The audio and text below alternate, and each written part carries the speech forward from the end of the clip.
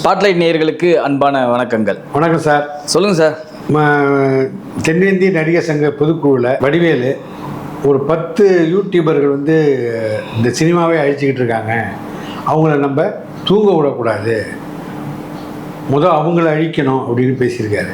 சரி, பற்றி உங்களுடைய கருத்து என்ன? சரி, அந்த 10 யூடியூபர் யாரு, 10 யூடியூபரோட பேர் என்ன, 10 யூடியூபரோட சேனல் என்ன அப்படின்றத வடிவேலு தெளிவாக படுத்திருக்காரா? எந்த தெளிவும் படுத்தலை. அவங்கள தூங்க விடாமல் இவர் என்ன பண்ண போகிறாரா? நான் தெரியாமல் தான் கேட்குறேன்.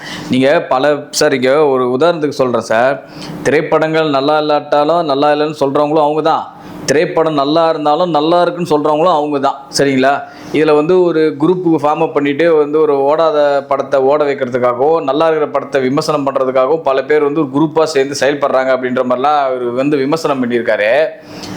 இவர் முதல்ல யோகியமா? நான் கேட்குற போய் சொல்லுங்கள். இவர் முதல்ல நேர்மையான மனிதரா? இப்போ ஒரு நேர்மையான மனிதர் விமர்சனம் பண்ணலாம். ஒரு நேர்மையான ஒரு நடிகன், நேர்மையான மனிதர் இது மாதிரி சொல்லலாம். நீங்கள் சொல்கிறதெல்லாம் வாஸ்தவம் தான் சார், நாங்கள் மேற்கொண்டு நடவடிக்கை இருக்கிறேன்ட்டு. இவர் என்னென்ன அக்கப்போர், இவர் என்னென்ன அராஜகம், இவர் என்னென்ன எந்தெந்த நடிகரை எப்படி உள்ள பேசியிருக்காருன்றது இங்கே தெரியாதா? விஜயகாந்த் இவர் பேசாத பேச்சா சார்? நீங்கள் யோசிச்சு பாருங்கள். போட்டுக்க வேஷ்டி சட்டை கூட இல்லாமல் நடித்த ஒரு படத்தில், சின்ன கவுண்டர் படத்தில் விஜயகாந்த் கூப்பிட்டு இவருக்கு வேஷ்டி சட்டை எடுத்து கொடுத்தாரு. உங்களுக்கு தெரியுமா? அது இந்த கதை யாருக்காச்சும் தெரியுமா? எதுக்கே நீ ஒரே வேஷ்டி சட்டையோடு சுற்றிட்டு இருக்க? அண்ணன் எனக்கு வாங்குறதுக்கு பணம் இல்லைண்ணே, எனக்கு வாங்கி தரதுக்கு அந்தளவுக்கு வசதி இல்லைன்னு சொல்லும்போது விஜயகாந்த் புது வேஷ்டி சட்டை எடுத்து கொடுத்தாரு வடிவேலுக்கு. இது எத்தனை பேருக்கு தெரியும்? இதை மறுக்க முடியுமா வடிவேல் அவர்கள்?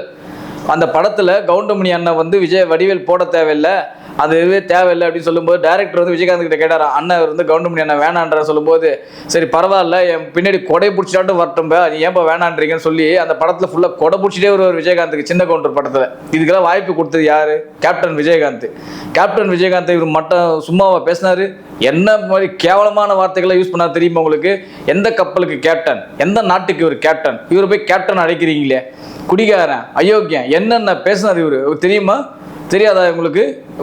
இந்த மக்களுக்கு தெரியாது நினச்சிக்கிட்டாராமா இவர்? இப்போ உட்காந்துக்கிட்டு எதாவது சொல்லுவாங்களே சார், இந்த குறிஞ்சி பூ பூக்குன்னு சொல்லுவாங்கள்ல, 12 வருஷத்துக்கு ஒரு வாட்டி ஏதோ குறிஞ்சி பூ பூக்குன்னுவாங்களா, அந்த மாதிரி அத்தி பூத்தா போகிற எப்பயாச்சும் வர வேண்டியது, இந்த பக்கம் ஒரு வீடியோ பேசிவிட்டு போயிட வேண்டியது. மக்கள் கேள்வி கேட்குறாங்களே, பத்திரிகையாளர்கள் நீ கேள்வி கேட்டாங்களே, இவர் தான் ஒரு கோயிலுக்கு போயிருந்தாரு, அங்கே விஜயகாந்த் பற்றி கேள்வி கேட்டும்போது அந்த கடையை மூடுங்க, அடுத்த கேள்வி கேளுங்க அப்படின்றாரு. பத்திரிகையாளர்கள்லாம் கேள்வி கேட்க தான் செய்வாங்க. கேள்வி கேட்கும்போது இங்கே பதில் அளிக்கணும். பதில் அளிக்கிறதுக்கு எதுக்கு ப்ரெஸ் மீட்டை கூட்டுறீங்க? அந்த கடையை மூடுங்க, அடுத்த கேள்வி கேளுங்க. அங்கே உட்காந்து சிரிச்சிட்டு இருக்காங்க உட்காந்து இவர் கூட வந்த ஆட்கள். அது எப்படி நீங்கள் இது பண்ணலாம்? நீங்கள் அன்றைக்கி உங்களுக்கு இனிச்சது இன்னைக்கு கசக்குதா? இன்னைக்கு நான் கேட்கறதுக்கு போய் சொல்லுங்கள். வடிவேலு திறமையான நடிகர் தான் சார், திறமையான காமெடியன் தான், அதில் எந்த மறுப்பும் கிடையாது, எந்த மறுக்கக்கூடிய செய்தியும் கிடையாது. அதெல்லாம் நல்ல கலைஞன், அதெல்லாம் யாரும் மறுக்கிறதுக்கு இல்லை. ஆனால் நீங்கள் பேசுறது கொஞ்சம் நியாயமாக கொஞ்சம் யோசிச்சு பாருங்க. 10 யூடியூப்காரங்க சேர்ந்து ஒரு சினிமாவை அழிச்சிட முடியுமா? நான் கேட்குறேன். இப்போ யூடியூப்காரனால தான் படம் ஓடுதா?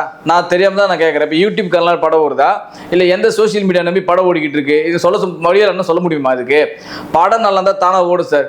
முதல்ல நல்ல படங்கள் எடுக்க கற்றுக்க சொல்லுங்கள். முதல்ல இவங்க போயிட்டு, சார் படங்கள்லாம் நல்லா வரல, கதாசிரியர்கள் இல்லை, பாடல்கள் சரியில்லை, கேட்க முடியல, ஒரு படத்தில் காமெடி நல்லா இல்லை, அதை பற்றி பேச சொல்லுங்கள். அதெல்லாம் பேசிட்டு அதுக்கப்புறம் யூடியூபர்கள் விமர்சனம் பண்ணுறாங்க, இன்ஸ்டாகிராமில் இருக்கிற விமர்சனம் பண்ணுறாங்க, அடுத்த விஷயத்த பேசட்டும். முதல்ல சார், முதல்ல நல்ல கதையுள்ள படம் வருதா சார்? முதல்ல இதை பற்றி வாய் திறந்தா சார் அவர்? சார் அவர் கேங்ஸ்டர்னு ஒரு படம் பண்ணாரு, என்ன பெரிய இந்த படமா சார்? அதைத்தான் சார் நானும் கேட்குறேன். மாரிசன் ஒரு படம் நடிச்சாரு, உங்களுக்கு தெரியும் நினைக்கிறேன். சரி, இந்த மாதிரி படம்லாம் நல்லா தானே பாராட்டினாங்க, ஏன் ஓடல? அதைத்தான் நானும் கேட்குறேன். படம் சார் இங்கே ஒரே ஒரு விஷயம் தான் சார், இங்கே மக்கள் மனசில் படம் இடம் பிடிச்சிச்சுன்னா அந்த படத்தோடைய ஓட்டத்தை யாராலும் தடுத்த முடியாது சார். இங்கே பல உதாரணம் சொல்லலாம். இந்த வருடம் வந்த படங்களே எடுத்துக்கலாம். டூரிஸ்ட் ஃபேமிலியாக இருக்கட்டும், ஒரு மாமன்னாக இருக்கட்டும், இப்போ சமீபத்தில் வந்த தலைவன் தலைவி திரைப்படத்தை அவ்வளோ பேர் விமர்சனம் தான் பண்ணாங்க சார். ஆனால் அந்த படம் நல்லாவே ஓடிச்சு, எல்லா தேட்டருக்காரர்களும் லாபம் கொடுத்துச்சு. குட் பை அக்லி அஜித் நடித்த படம் அந்த அளவுக்கு கீழ்த்தனமான விமர்சனம்லாம் பண்ணாங்க. இது படமே இல்லை, ஒரு மேஷப் பண்ணாங்க. ஆனால் வசூலில் பட்டையை கிளப்பிச்சு. நீங்கள் யோசிச்சு பாருங்க. விமர்சனத்தினால தான் ஒரு படத்தோட வெற்றியில் தடுத்துடவே முடியாது சார். முதல்ல ஒரு விஷயத்தை வடிவேலு தெளிவாக புரிஞ்சுக்கணும். ஒரு படத்தோடைய விமர்சனத்தினாலேயோ இந்த கூட்டு சேர்ந்து ஒரு படத்தை அழிக்கிறதுனாலேயோ ஒரு படத்தோடைய இதை தடுத்துட முடியாது. படங்கள் மக்கள் வேர்ட் ஆஃப் மவுத்ன்ற ஒரு விஷயத்தால தான் இன்னமும் படம் ஓடிக்கிட்டு இருக்கு. நீங்கள் எத்தனை சோஷியல் மீடியா வந்தாலும் சரி, எத்தனை யூடியூபர்ஸ் வந்தாலும் சரி, இன்றைக்கி வேர்ட் ஆஃப் மவுத் அப்படின்ற ஒரு விஷயத்தில் தான் இன்றைக்கி படங்களே ஓடிக்கிட்டு இருக்கு. நான் ஒன்றேன்னு கேட்குறேன் சார், ஒரு பதில் சொல்ல முடியுமா சார்? டூரிஸ்ட் ஃபேமிலி ஒரு படம், சசிகுமார் நடித்த படம், உங்களுக்கு தெரியும் நினைக்கிறேன். எந்த யூடியூபரால் எந்த இன்ஸ்டாகிராம் போகலாம் அந்த படம் ஓடிச்சு சார்? நீங்கள் சொல்லுங்கள் சார். வேர்ட் ஆஃப் மவுத்தில் அந்த படம் ஓடிச்சா இல்லை இந்த யூடியூபர்கள் இந்த மாதிரி சோஷியல் மீடியாவில் ஆக்டிவில் இருக்கிறவங்களால படம் ஓடிச்சா நீங்கள் சொல்லுங்கள், பதில் சொல்ல முடியுமா? வடிவில் என்னனால வேர்ட் ஆஃப் மவுத்துன்ற ஒரு விஷயம் மட்டும்தான் இன்னமும் காலங்காலமாக நடந்துட்டு இருக்கு.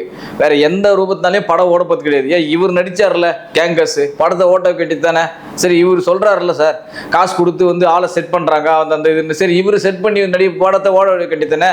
இப்போ ஒரு படம் ஓடாமல் முடியும் கிடக்குது சார். இப்போ சமீபத்தை கூட ஒரு படம் வந்து சார், பெரிய படம், அது சுத்தமாக முதல் நாளே வந்து பெருசாக போகல சார் படம். 2வது நாள்ல படம் கவுந்துச்சு சார். எங்கள் படத்தை ஓட வைக்க முடியுமா? யூடியூப்ல நீ கோடி கோடியாக கொடுத்தாலும் படம் ஓடுமா? அவங்க பேசிட்ட படம் ஓடுமா? ஒன்றும் கிடையாது. படம் நல்லா இருந்தால் மட்டும்தான் ஓடும், மக்களுக்கு பிடிச்சிருந்தா மட்டும்தான் படம் ஓடும். வேறு எந்த ரூபத்துலையும் படம் ஓட போகிறது கிடையாது. வடிவேல் வந்து ஒரு பேசினார்னா யாருன்னு தெளிவாக ஓப்பனாக சொல்ல சொல்லுங்கள். எதுக்கு மறைக்கிறீங்க? அப்பேற்பட்ட மகான் கேப்டன் விஜயகாந்தி நீங்கள் அவ்வளோ கீழ்த்தனமாக விமர்சனம் பண்ணவர் தானே நீங்கள். சாதாரண ஒரு யூடியூபர் யாருன்னு உங்களால் சொல்ல தெரியும் இல்லையா? யார் தான் கொடுக்குறாங்க? சரி யார் கொடுக்குறாங்க? எந்த நடிகர் கொடுக்குறாரு? எந்த தயாரிப்பு நிறுவனம் கொடுக்குது? எல்லாத்தையும் சொல்லணுமா வேணாமா? தெளிவுபடுத்தணும்ல. ஒரு 19 வந்து ஒரு மொட்டைக்கடி தேசமே சொல்லிட்டு போயிட்டா என்ன அர்த்தம்? அதுக்கு யார் கொடுக்குறாங்க, எந்த நடிகர் அழிக்கிறதுக்கு, எந்த நடிகர் இங்கே ஒர்க் பண்ணுறாருன்றது தெளிவுபடுத்த சொல்லுங்க. வடிவேல ஏன் அதை தெளிவுபடுத்த மாட்டுறாரு? சரி சார், இப்போ தியேட்டர்களில் விலை குறைக்கணும், அப்போதான் படம் ஓடும், அல்லது சம்பளத்தை அவங்களுடைய நடிகர்களுடைய சம்பளத்தை குறைச்சா படம் நல்லா ஓடுன்னு சொல்கிறாரு. அதையும் சொல்ல மாட்டேங்கிறாரு சார். அதாவது சார் அதுதான் சார் நானும் கேட்குறேன். இங்கே பல பேர் வந்து என்னென்னா வருஷத்துக்கு 5 படம் 6 படித்த நடிகர்கள்லாம் இப்போ 2 வருஷத்துக்கு ஒரு படமே நடிக்கிறாங்க. அது காரணம் என்னன்னா, நீங்கள் மார்க்கெட் ரேஞ்சு ஏறிட்டீங்க. மார்க்கெட் ரேஞ்சு இன்றைக்கி எங்கேயோ போயிடுச்சு. ஒரு சினிமாவுடைய மார்க்கெட் வியாபாரம் என்பது, ஒரு மார்க்கெட் ரேஞ்ச் என்பது இன்றைக்கி வேறு ரூபத்துக்கு போயிடுச்சு. இப்போ ஒன்றும் வேணாம் சார். இப்போ கேரளாவில் சட்டம் இருக்குல்ல சார், ஒரு நடிகருக்கு இவ்வளோ தான் சம்பளம், அதிகபட்ச சம்பளமே இவ்வளோ தான் சம்பளம் இருக்குல்ல. அவங்க யூனியன் அவ்வளோ கட்டுக்கோப்பாக இருக்காங்கல்ல. யாராச்சும் இந்த நடிகராச்சும் அங்கே அரசியல் விஷயத்தில் தலையிடுறாங்களா? நீங்கள் யோசிச்சு பாருங்கள். இங்கே அரசியல் விஷயத்தில் யாராவது தலையிடுறாங்களா? இல்லை அரசியல்காரங்க சினிமா விஷயத்தில் தலையிடுறாங்களா? கேரளாவில் எதுவுமே இல்லையே. ஏன் அவங்க படம் ஓட்டு? சமீபத்தில் ஒரு லோக்கோன்னு ஒரு படம் சார், ஹீரோவே இல்லாத படம் சார். இன்னும் சொல்ல போனால் உங்களுக்கு தெரியும் நினைக்கிறேன், அந்த படம் ஹீரோவே இல்லாத படம். ஒரு ஹீரோயின் ஓரியன்ட் சப்ஜெக்டில் அந்த படம் வந்து பஸ்ஸில் பட்டையை கிளப்பிட்டு இருக்கு சார். அவங்க எவ்வளோ அழகாக கதையை தேர்ந்தெடுத்து ஒரு விஷயத்தை பண்ணுறாங்க, சினிமாவுக்கு அர்ப்பணிக்கிறாங்க. தங்களுடைய அர்ப்பணிப்பு, வாழ்க்கையோட அர்ப்பணிப்பை சினிமாவில் முழுக்க முழுக்க போடுறாங்க. எந்த அளவுக்கு கதை மீது எவ்வளோ கவனம் செலுத்துறாங்கன்றதை பாருங்கள். எவ்வளோ அழகாக படம் ஓடுதுன்னு பாருங்கள். இங்கே இருக்குங்க அப்படியா இருக்கீங்க.